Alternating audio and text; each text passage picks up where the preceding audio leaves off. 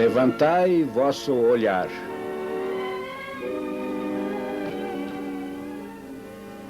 Esta é a história da Igreja do Evangelho Quadrangular no Brasil.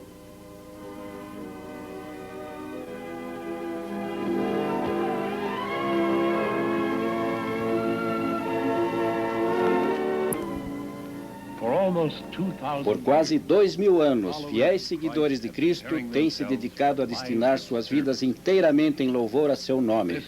Este é um dos locais de preparação, um templo construído na fé do Senhor e consagrado a corações dedicados à extensão de seu reino. Estes são alguns dos jovens estudantes cristãos que estão se preparando como obreiros dessa obra imorredoura. Parte de um exército de milhares que fizeram de suas palavras sagradas a meta e o destino de suas vidas.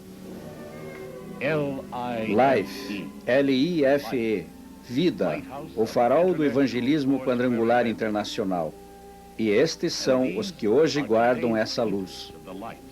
Unidos por uma fé comum, suas vidas formam parte de uma sólida corrente de devoção que transcende o tempo e vem desde os primórdios da era cristã. Eles são a versão moderna dos originais 12 apóstolos, agora no século XX, em cujos corações arde a chama sagrada erguida nos campos da Galileia.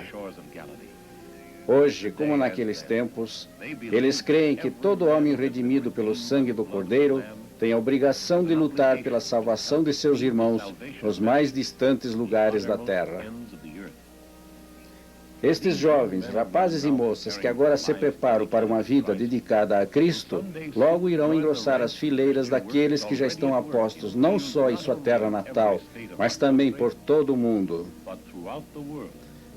Muitas histórias maravilhosas de suas vidas vão ser contadas algum dia. Como a que vamos contar de dois deles que um dia estudaram neste mesmo lugar. Esta é a história inspiradora de dois desses dedicados obreiros do Senhor, chamados América do Sul. Harold e Mary Williams, sua esposa, cuja chama pentecostal inflamou milhares de corações no Brasil e os levou para Cristo. Concluindo os estudos no IBQ dos Estados Unidos, seu primeiro compromisso no exterior foi nas selvas da Bolívia, onde pregaram a palavra do Senhor por um ano. Por alguma estranha razão, eles acharam que este não era exatamente o lugar onde o Senhor os desejava.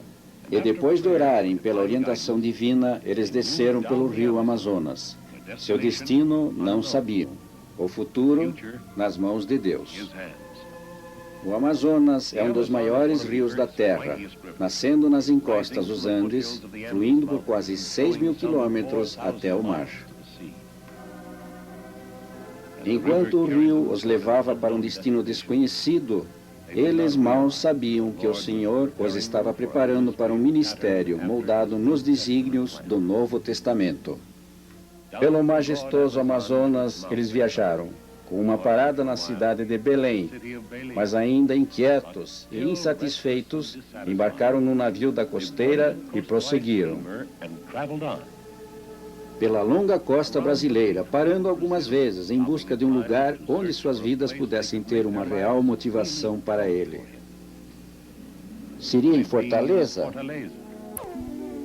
Ou em Recife? Ou Salvador? Ou talvez ainda Rio de Janeiro?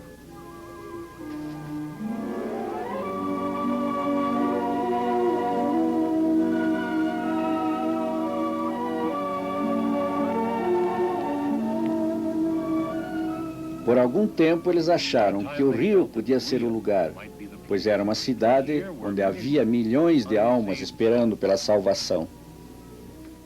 Mas, à medida que percorriam esta cidade cosmopolita com sua arquitetura moderna e suas belas e amplas avenidas, voltaram a sentir a mesma inquietude. Aqui haveria oportunidade de trabalhar por Cristo, é verdade, mas, de algum modo, viram que as portas abertas que esperavam encontrar não existiam.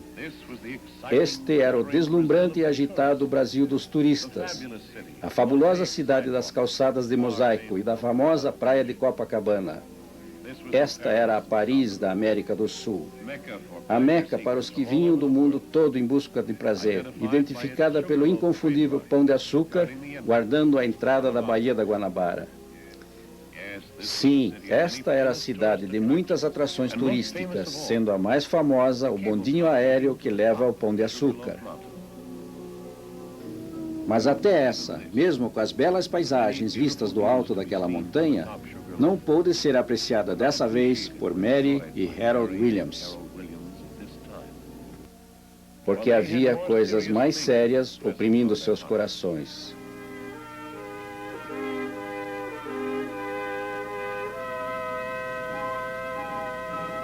Não, esse também não era o lugar que eles procuravam. Este era o Brasil do lazer e do comércio, dos políticos e do governo, do comércio externo e atividades diplomáticas. Aqui a religiosidade do povo parecia distante, esquecida, e o zelo cristão que devia aquecer seus corações parecia duro como a rocha da montanha. Assim, ainda esperando por um sinal divino, Harold e Mary Williams resolveram continuar, mais uma vez. Embarcaram novamente e foram seguindo mais para o sul, do rio para o Porto do Café de Santos. Depois, para o interior, por trem.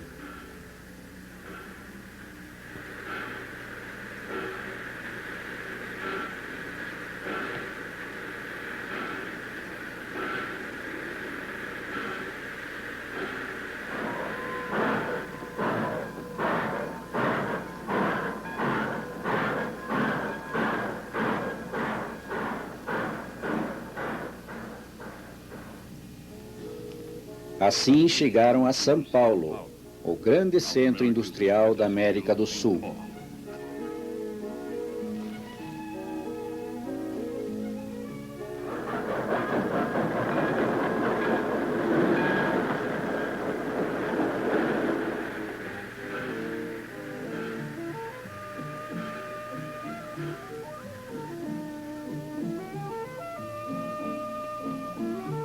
E eles se viram novamente envolvidos num redemoinho de progresso material, onde se podia quase ver novos arranha-céus, crescendo em direção ao céu azul do Brasil. Novos prédios de escritórios, novos apartamentos de moradia, aço, pedra, mármore polido surgindo por toda parte. Nos arredores dessa cidade dinâmica, milhares de fábricas e instalações industriais. Porque São Paulo é o maior centro industrial do continente sul-americano. Uma cidade de contrastes, com 4 séculos de idade, porém moderna e atual. E sofrendo influências de todo tipo, onde carros modernos rodam sobre blocos de pedra colocados manualmente. Aqui, a influência do antigo Portugal ainda é claramente visível na fachada de muitas casas.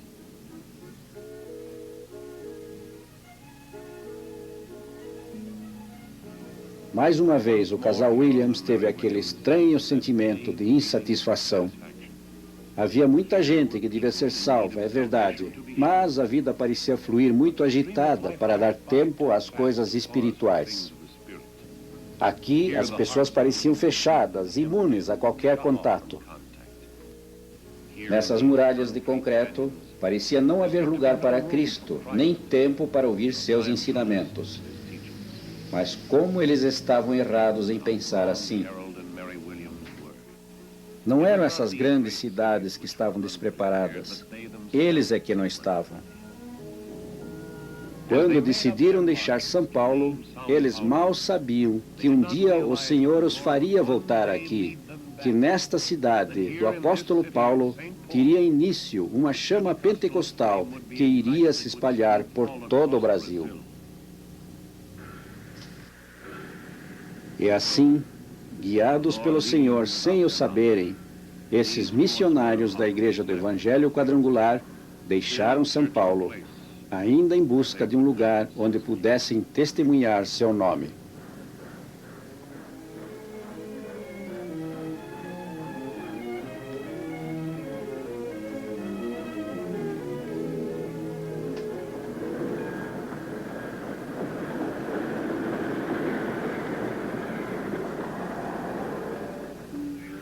Os caminhos do Senhor nem sempre são claros para os que os seguem.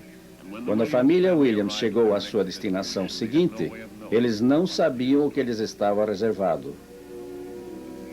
Mas aqui, na pequena cidade de Poços de Caldas, foi o início de anos de muita preparação para a grande tarefa que viria. Uma pequena charrete, simbolizando a índole da cidade, num clima de paz e quietude, onde finalmente se encontrou o ambiente para a germinação de pensamentos profundos e concentração espiritual.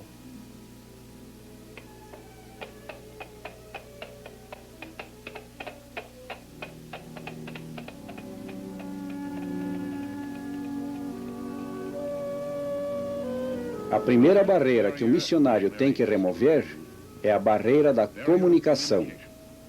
A língua portuguesa é estranha e difícil de aprender, mas se as palavras divinas tinham que chegar às crianças brasileiras, era preciso fazê-lo em português. Para aprender a língua do país, Harry Williams organizou aulas de inglês. E à medida que ensinava inglês, ele ampliou seus conhecimentos do português.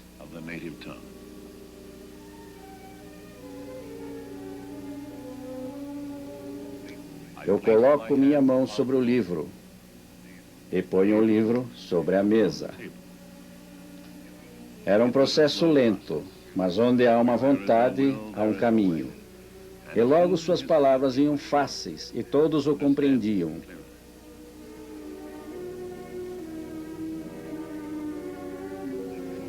Então, alguns meses mais tarde, ele recebeu uma visita, uma das mais importantes havidas até então. Este homem era um pastor protestante de uma igreja local, e ele convidou o reverendo Williams para fazer um sermão para os membros de sua congregação. O reverendo Williams vacilou só por apenas alguns segundos, pois estava ansioso para começar seu trabalho no Brasil. E assim, depois de orar e meditar, ele aceitou essa oportunidade de testemunhar o amor divino na própria língua do povo. Seu ministério em português havia começado. Convite após convite se sucediam, e à medida que os meses passavam, ele se tornou cada vez mais requisitado entre as congregações.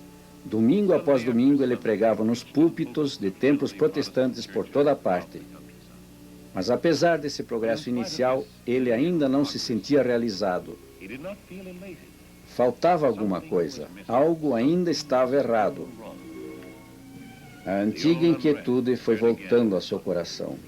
Com a alma ansiosa, ele se perguntava quando é que o seu trabalho iria começar de verdade, ter sua própria igreja, ou o que quer que fosse a vontade do Senhor. Amargurado e confuso, ele implorou pela orientação divina. Ó Senhor, guia-nos, mostra-me o caminho, qual é a tua vontade para nós? Por algum tempo, ele foi o pastor de sua igreja em São João da Boa Vista. A igreja cresceu e logo havia 60 pessoas na congregação. Porém, mesmo com essa tarefa, aquele sentimento não o largava.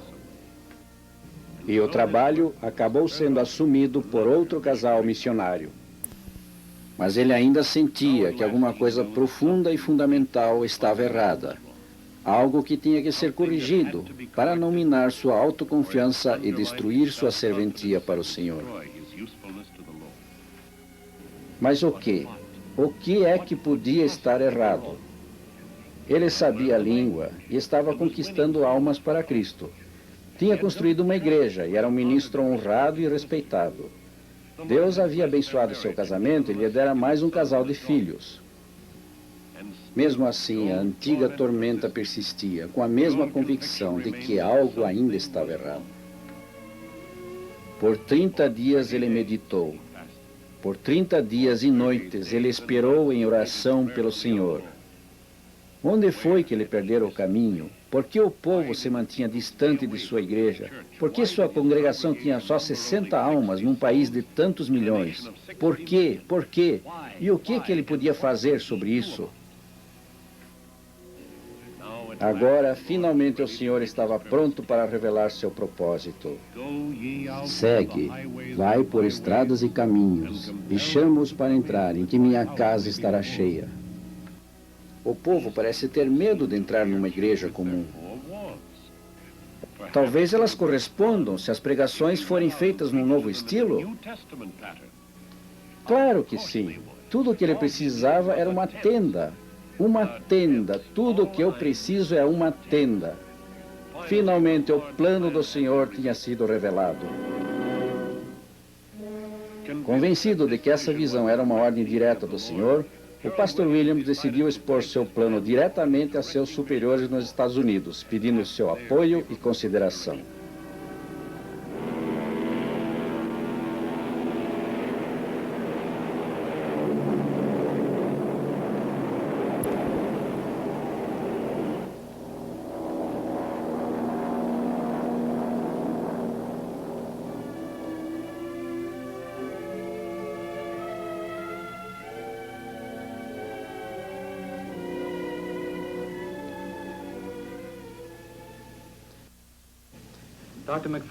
Lá ele entrevistou-se com o Dr. McPherson e demais membros do conselho para um pedido todo especial referente ao trabalho no Brasil. O presidente mandou que sentasse e ouviu com atenção. Williams contou que havia recebido uma inspiração para um novo tipo de trabalho no Brasil, alguma coisa nova e que nunca tinha sido feita anteriormente, ou seja, colocar uma tenda do Evangelho bem no meio de uma grande área industrial de São Paulo. Precisava de uma ajuda inicial para adquirir o material para essa primeira tenda. Precisaria apenas da lona, pois os pilares, cordas e outros materiais arranjariam lá mesmo. Se vierem poucas pessoas no começo, logo poderiam ser milhares, mas era preciso uma ajuda para se ter essa tenda. O presidente achou a ideia muito boa, apoiado pelos demais membros. O entusiasmo e convicção de Harold Williams impressionaram vivamente o pessoal, e já não havia mais dúvidas. Essa combinação, primeiro, um programa baseado na pregação e, segundo, o entusiasmo de um pastor cheio da certeza de poder executá-la, fizeram o conselho da IEQ dos Estados Unidos entrar em ação. Eles concordaram que a ideia era ótima e iam divulgá-la entre os membros da igreja para conseguir donativos. Williams agradeceu ao presidente e demais companheiros pela atenção ao seu projeto, mas pediu que tudo fosse agilizado ao máximo, porque estava ansioso para começar. Recebeu os votos de felicidades de todos, desejando-lhe sucesso no trabalho de evangelização. O presidente analisou os detalhes do plano com seus companheiros e pediu que todos colaborassem na campanha de arrecadação de fundos, que foi feita e que resultou na primeira tenda da Igreja do Evangelho Quadrangular do Brasil. O Dr. McPherson transmitiu o plano aos membros principais da igreja para sua decisão final. Explicou as maravilhosas possibilidades que o programa oferecia no sentido de ampliar o reino de Cristo no Brasil. Pediu a todos o apoio através de orações e auxílio financeiro. Nas igrejas, não só de Los Angeles, mas de todo o país, líderes, leigos e pastores captaram a visão e fizeram apelos entre os membros de suas congregações. E o povo escutou e começou a entender o que poderia significar o ministério das tendas no Brasil. Nas reuniões da mocidade da igreja, o desafio era lançado entre os participantes. Era a oportunidade de cada um poder participar numa causa de longo alcance e enorme significado. Em muitas e muitas reuniões desse tipo, os jovens começaram a ouvir e responder ao chamado de Cristo. Crianças também eram convidadas a participar. Para elas, contava-se a história de modo mais simples. Iremos aos pontos mais distantes da terra para contar as boas novas, como foi feito pelo Salvador há 2000 anos. Eles ajudaram com moedas e pequenas quantias. E cada criança que ajudou assinava o nome num pedaço de lona, que depois seria costurado na tenda de reavivamento. Como de costume, os dedicados membros da igreja responderam de coração aberto. Depois de algumas semanas, já havia dinheiro suficiente para comprar a primeira tenda para a cruzada de reavivamento no Brasil.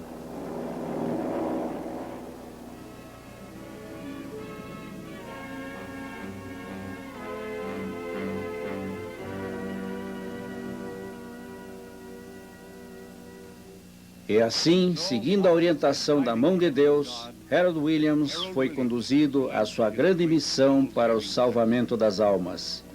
Agora, a antiga inquietude fora esquecida. A velha confusão era uma coisa do passado. Cheio de zelo pentecostal, esse apóstolo do século XX ergueu seu tabernáculo de lona, pronto para lançar seu ministério do Novo Testamento na grande cidade de São Paulo.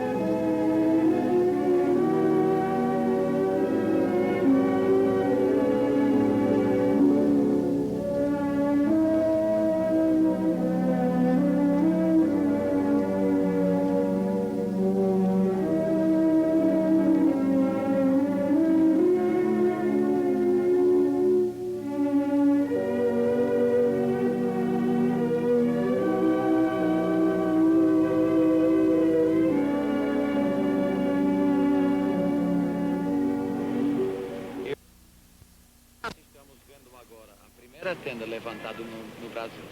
Vamos dar graças a Deus. Nosso Deus, nós te agradecemos pelo privilégio de levantar esta tenda que vai ser usada para a tua glória.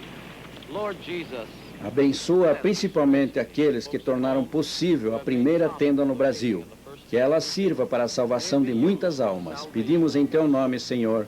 Amém. Amém.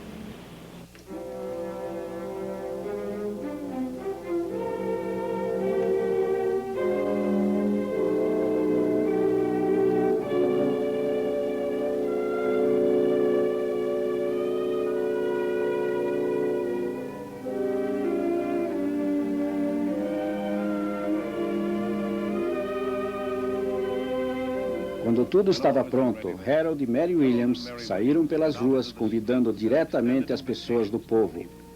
Cada contato pessoal era feito em seu santo nome. Cada convite era feito com uma oração interior.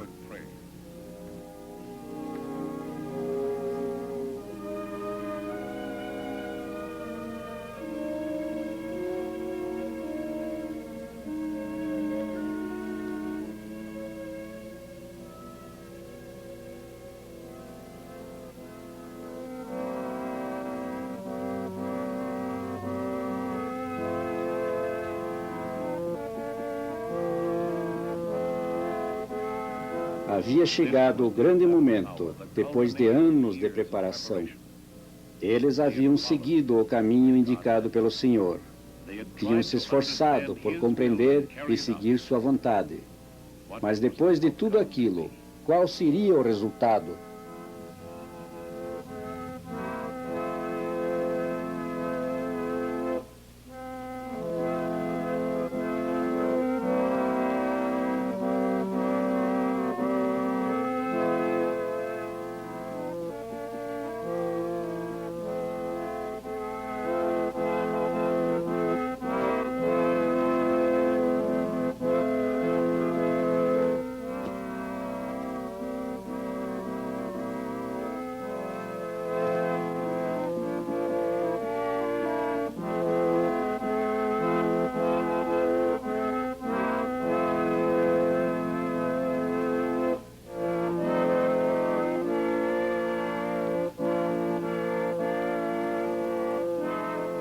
Para Harold e Mary Williams, este foi o momento de triunfo.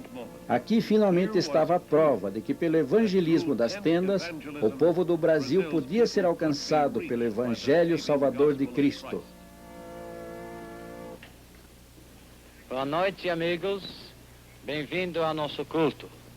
And as we would say in English, the Lord bless you and welcome to our service. Hoje é o nosso primeiro culto na tenda de Jesus.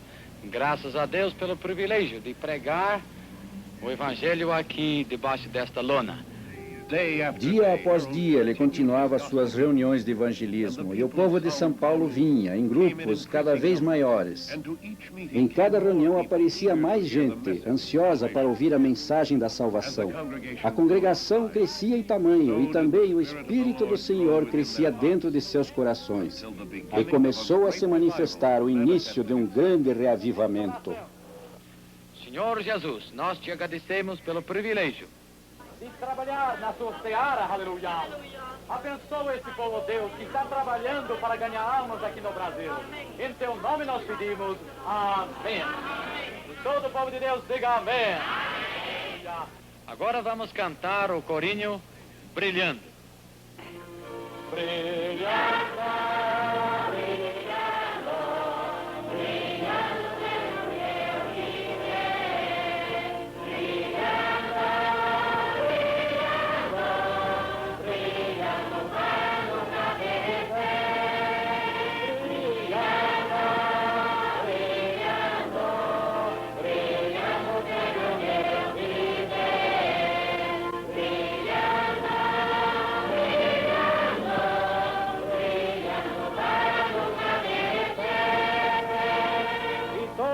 Que ama Deus, diga aleluia.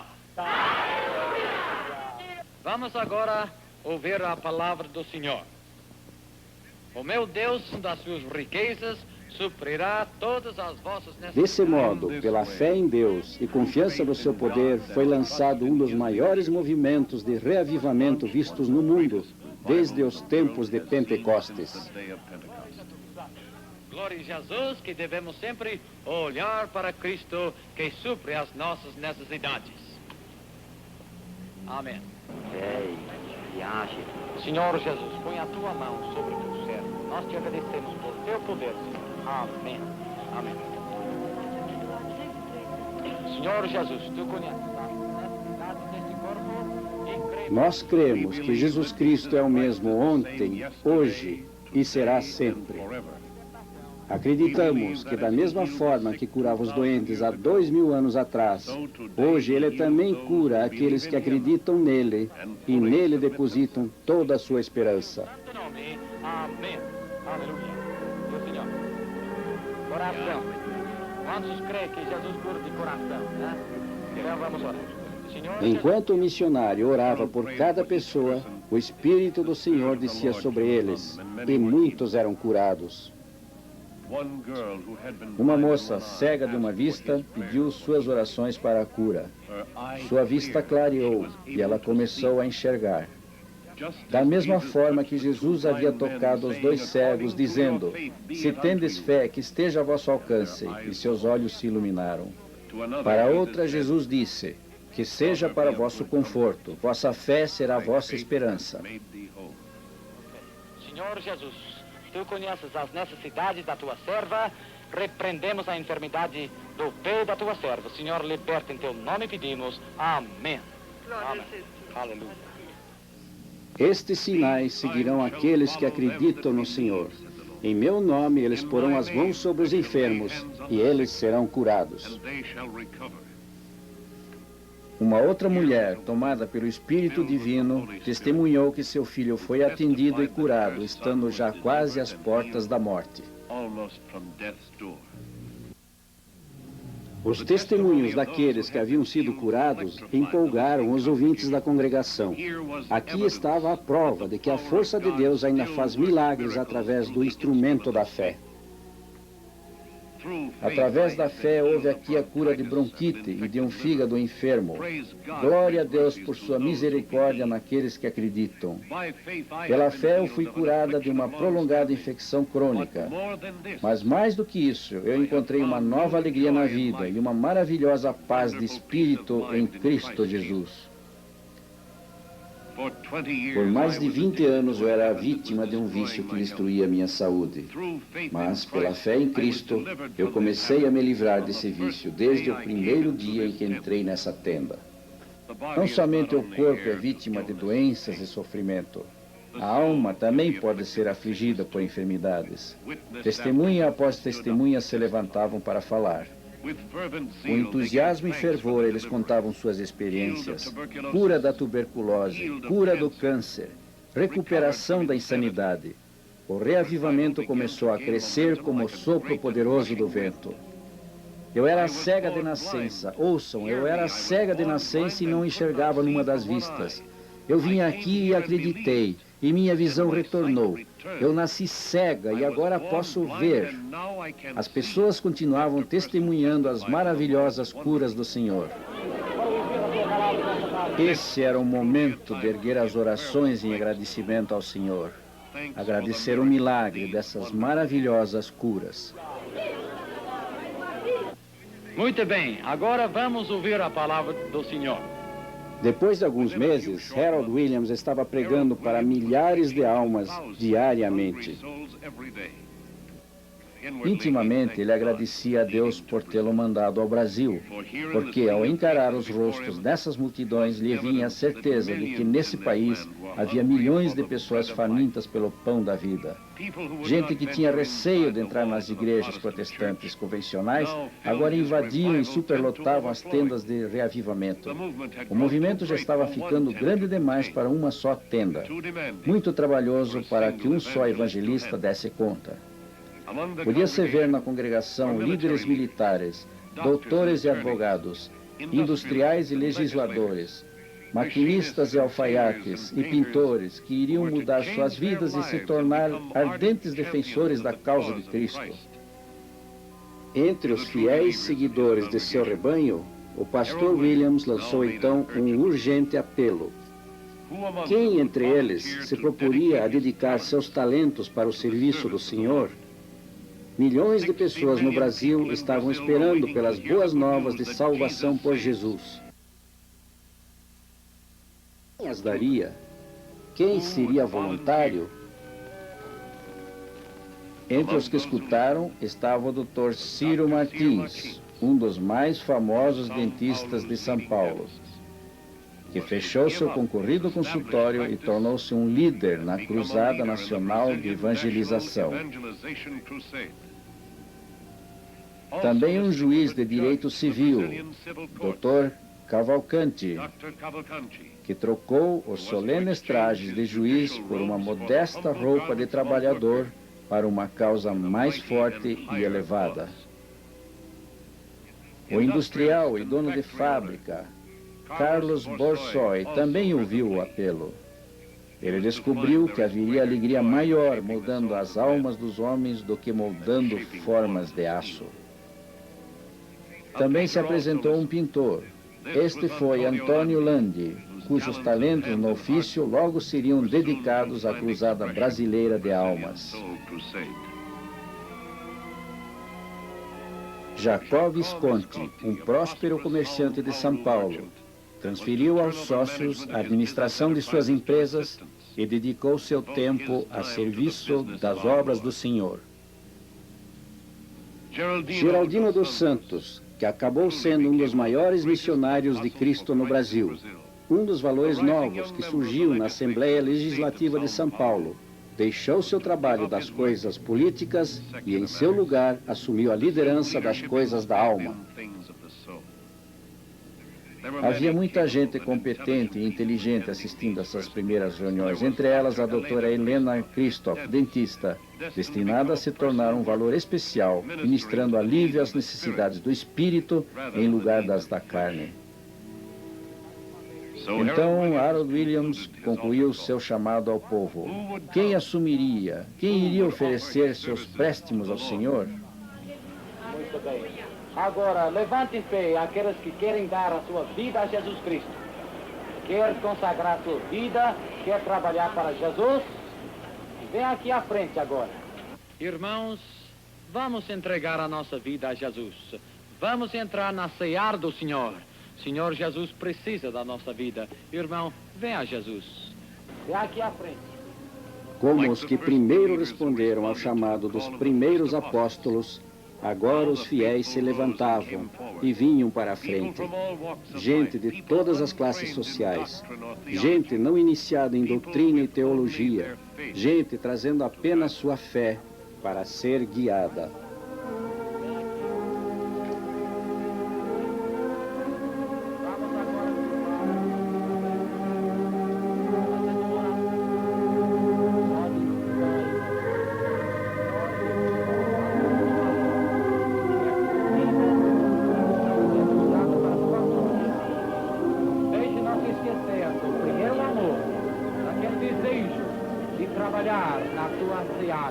Abençoe, Jesus, cada vida, seja homem ou mulher.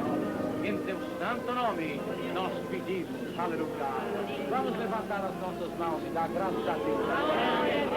Nós te agradecemos, Jesus, pelo privilégio de ser obreiros da obra. Senhor, não deixe-nos nunca sentir frio na nossa experiência, mas para que sempre sentimos o fogo e a virtude do Espírito Santo. Jesus, em teu santo nome nós pedimos. Amém. Amém. E todo o povo de Deus diga amém. Amém. Vamos cantar agora. Eu quero trabalhar por meu Senhor. Eu quero trabalhar por meu Senhor. Todos agora cantando. Eu quero trabalhar por meu Senhor. Levando a mensagem de amor. Quero levantar e orar e ocupado sempre estar na ceia. Levante a mão e canta. E orar. Na seara do Senhor. Meu desejo é orar e ocupado sempre estar na ceia do Senhor. Mais uma vez, todos que querem dedicar a sua vida a Jesus, diga aleluia. E assim o Senhor atendeu à necessidade de conseguir líderes para continuar seu trabalho.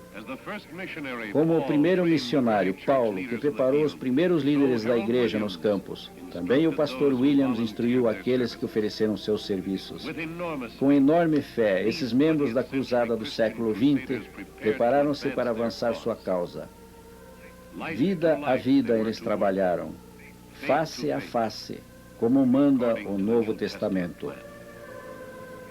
Havia realmente uma grande dedicação, e esses homens e mulheres sabiam que nem tudo seria fácil. Mas sua consagração ao Senhor, sua visão e fé os elevaram a realizações muito acima dos limites humanos. E assim eles trabalharam, carregando sua fé para dentro dos lares do povo. Desse modo, pelo esforço pessoal dos dedicados crentes, o reavivamento no Brasil começou a se expandir quando mais obreiros também aceitaram o desafio, deixando de lado seus interesses mundanos para buscar um relacionamento mais perto de Deus. Esse muito conceituado oficial de alta patente do Exército Brasileiro tornou-se um líder e pregador cristão. O juiz Cavalcante passou a dedicar seu tempo debruçado sobre os assuntos legais para todo o trabalho no Brasil. Para cuidar dos pilares e armar uma tenda, precisa-se apenas de homens com a coragem de suas convicções e a determinação de usar um machado.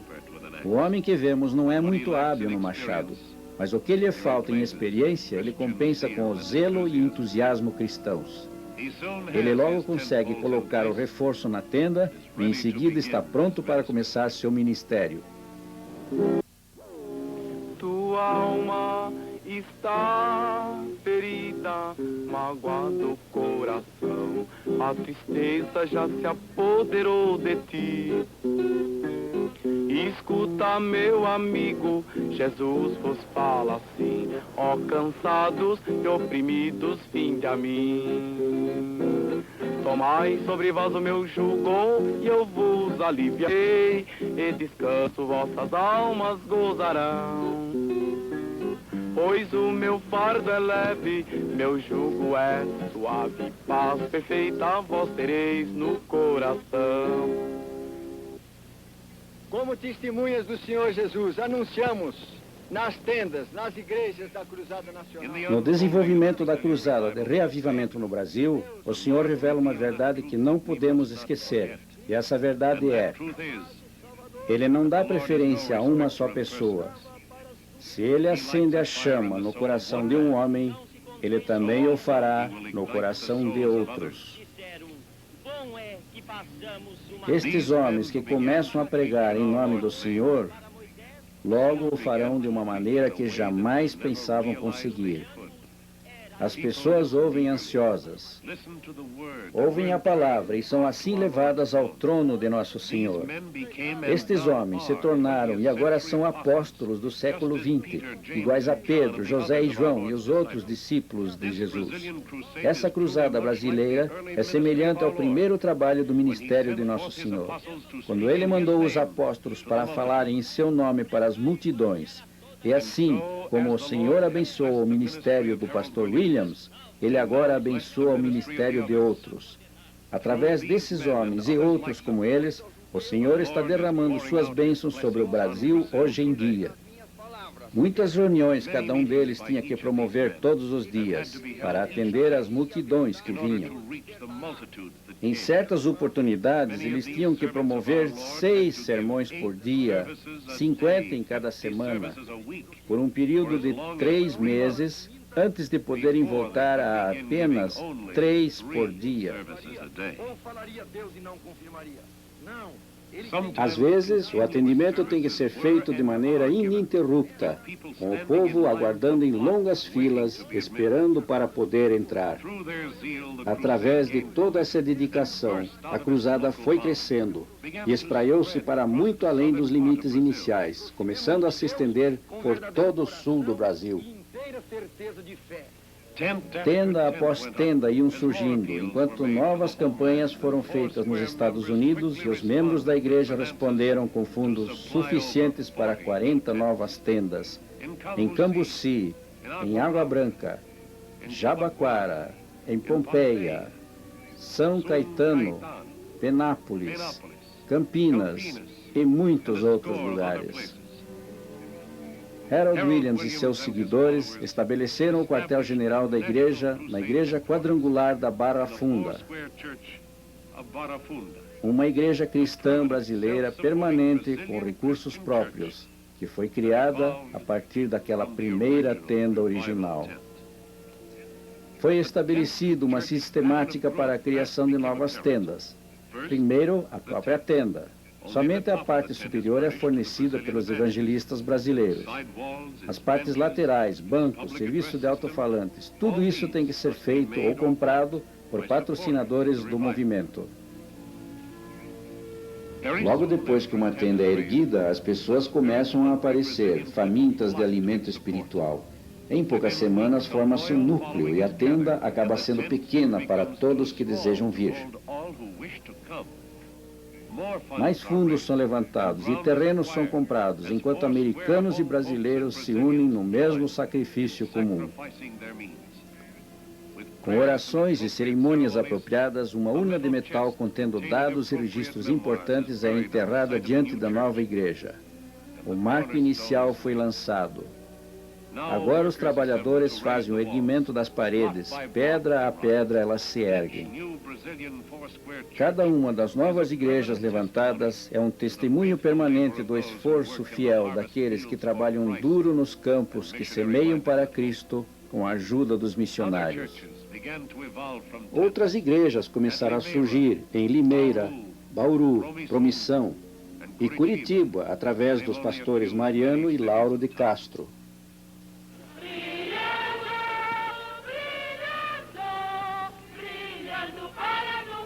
Cada domingo, quando termina o culto, ou sempre que é possível, muitos membros caminham pelas ruas com megafones cantando hinos da igreja.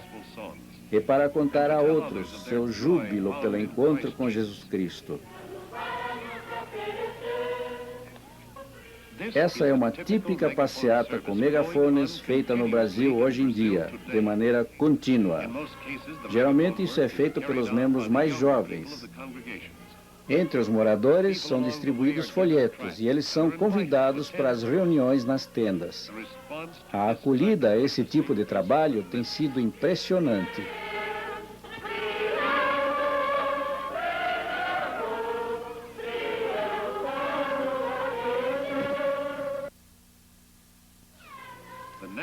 Cruzada Nacional de Evangelização, Igreja Internacional do Evangelho Quadrangular. O Brasil será melhor com Jesus no primeiro lugar. O Senhor seja louvado. Que maravilhoso testemunho das almas que trabalham para Cristo existe nas legendas dessas faixas.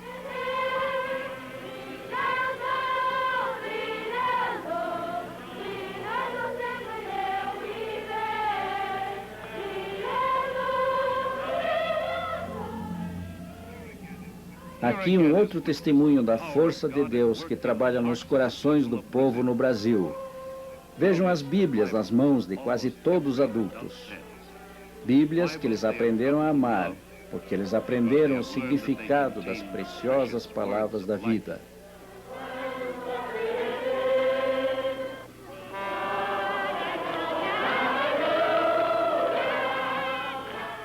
A força desse reavivamento é claramente notada pela cada vez maior participação do povo.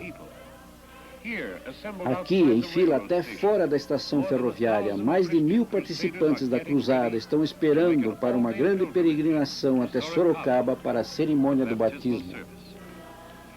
Novamente, aqui estão felizes novos cristãos, graças a alguém que um dia se dispôs a ir ao Brasil. Esses cristãos estão aqui porque 2 pessoas, Harold e Mary Williams, foram chamados e outros contribuíram para ajudar a apoiá-los enquanto levavam avante o trabalho do Senhor.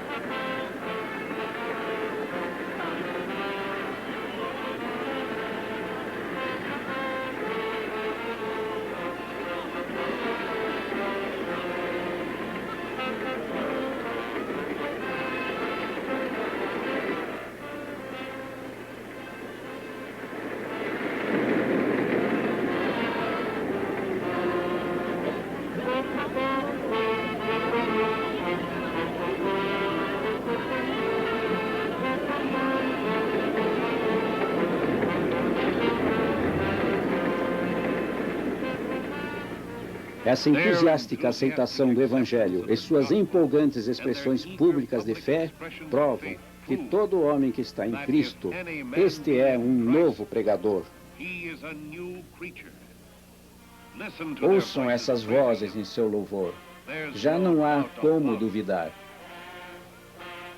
Ao ver esses novos cristãos renascidos da capital de São Paulo a marchar pelas ruas de Sorocaba, o povo dessa cidade vê a luz do amor de Deus brilhando em suas faces e também se sente tocado. Aqui também, a boa semente desses testemunhos se espalha.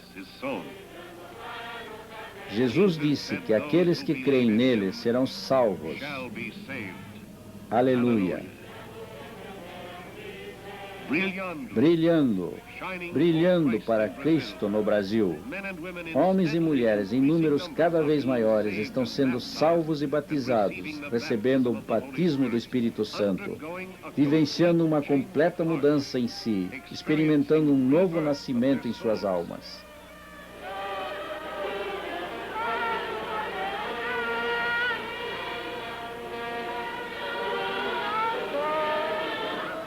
Para eles, esse renascimento é muito real. Por causa dele, eles estão tomados de novos desejos, novas inspirações, uma nova maneira de encarar a vida.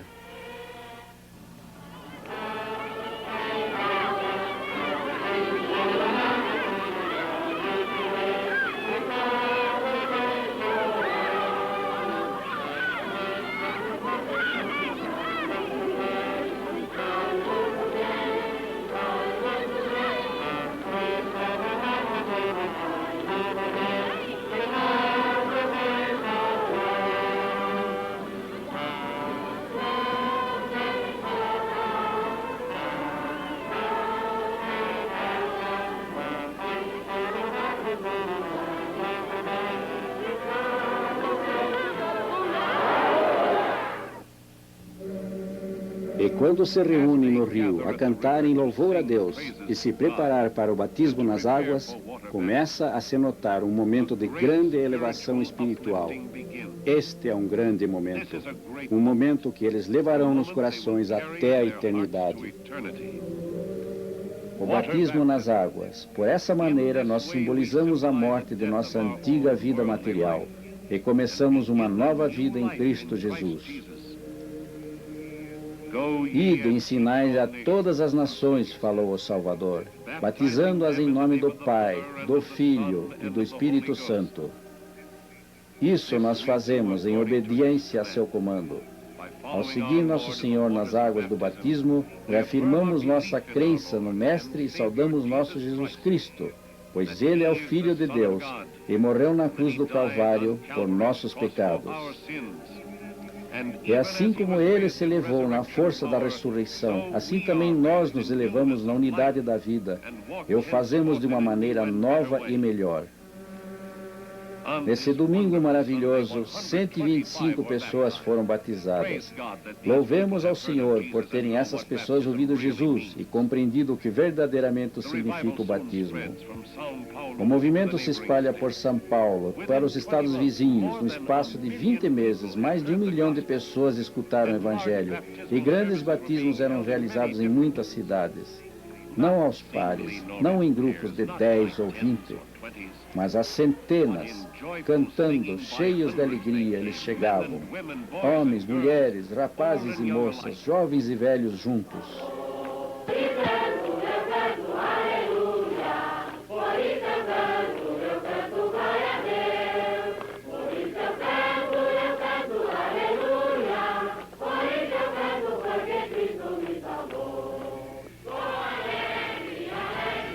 O entusiasmo de seus cânticos era a prova da confirmação de sua fé no Senhor e Salvador Jesus Cristo, e de que agora finalmente estavam prontos para o batismo.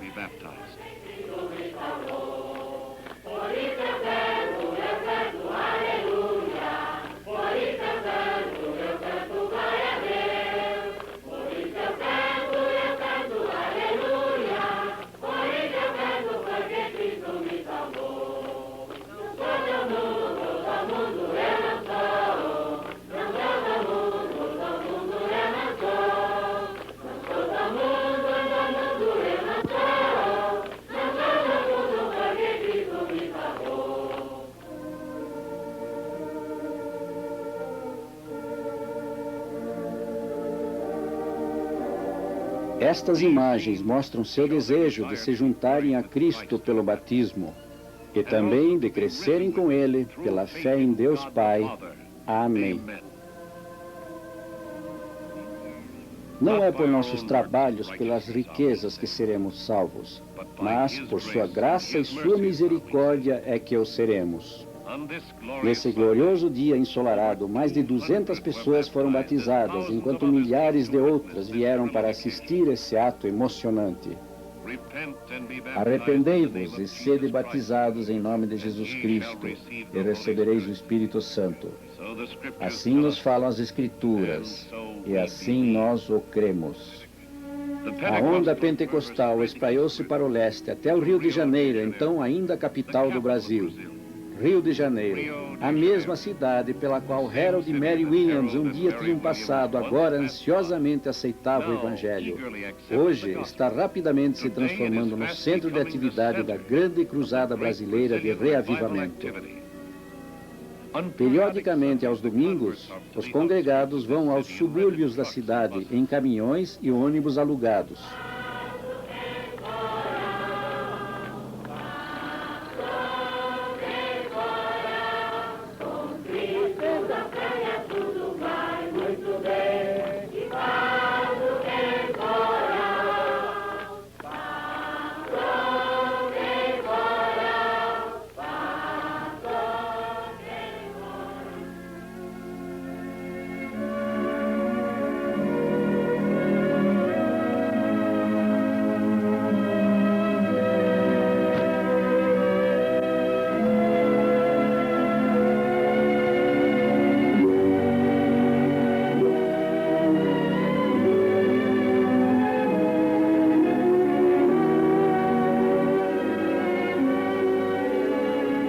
Chegando em grupos numerosos, eles se colocam em ambas as margens dos riachos. As pontes também são um bom lugar para observar esse momento de inspiração, porque aqui costumam ser feitos alguns dos maiores batismos de todas as redondezas. Através dessa grande nação, o Espírito de Deus está começando a se expandir poderosamente. Graças à visão e perseverança de 2 apóstolos do século XX, guiados e abençoados pela mão de Deus. Louvemos o Senhor por ter confiado à Igreja do Evangelho Quadrangular um papel tão grandioso nesse espetacular reavivamento no Brasil. Essa confiança nós aceitamos com júbilo e nós não podemos falhar. Que venha a chuva, que haja tempestades, isto nada significa para aqueles que vieram para o batismo, nem para a congregação que permanece firme até o final da cerimônia. No Ministério Brasileiro de Harold e Mary Williams, nós vemos um milagre moderno, igual ao de Pedro Simão na pescaria milagrosa. Como Pedro, eles também obedeceram ao Senhor e lançaram suas redes onde Ele ordenou que fizessem. E que imensidão de almas eles conseguiram obter com esse trabalho. Nesse outro domingo, mais de 300 foram batizados e tem havido mais de 500 em outras ocasiões. Quando termina o batismo, a congregação marcha de volta pelas ruas, cantando e louvando alegremente até retornarem à velha tenda onde tudo começou. O sucesso da cruzada do Novo Testamento na terra do Cruzeiro do Sul é uma coisa maravilhosa. Mas não podemos dar por terminada a nossa missão nas terras brasileiras, porque ainda falta muito a fazer no Brasil. No entanto, nessa grande cruzada, a obra apenas começou. Porque o mundo todo é campo de semeadura para Cristo, e os milagres que Ele hoje está realizando aqui, Ele pode fazer e está fazendo também em outras terras. Assim, elevemos nossos próprios corações e aceitemos os desafios que nos esperam no mundo. Ergamos os olhos para termos a visão dos campos de colheita. Agora chegou a maior oportunidade para o testemunho cristão. Agora, a nosso alcance o dom de podermos, por nossa própria ação, saber que nós também temos comando. As missões mundiais do Evangelho Quadrangular chamam para a colheita de Jesus.